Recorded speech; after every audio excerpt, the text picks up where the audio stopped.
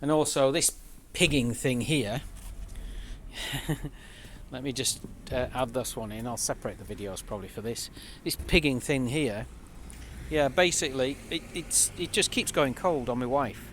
She's driving it through to Slough, I believe, and this is why I wanted her to do it, so we can find out all these problems.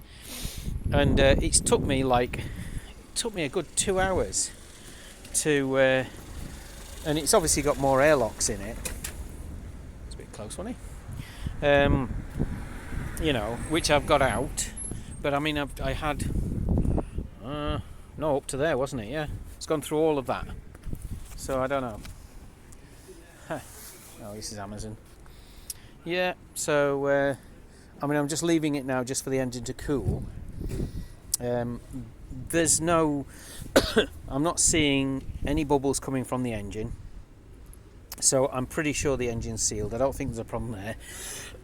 It is possible that there's a leak, but I think what the problem is, I think there's a pump underneath here, essentially, which is the auxiliary pump. In fact, I think it's that there. Might be that. Don't know.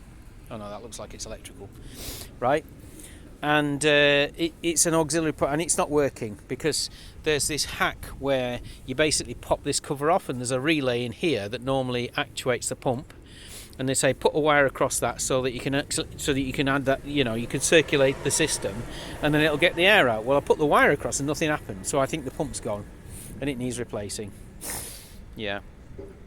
So I need to do that as well now. But we've got the heater working again, although it's a pain in the arse. So I'll let Ju drive it again. I don't know if she'd want to though, because it keeps putting up a red triangle. Basically, what's happening is it's not circulating the water properly, right?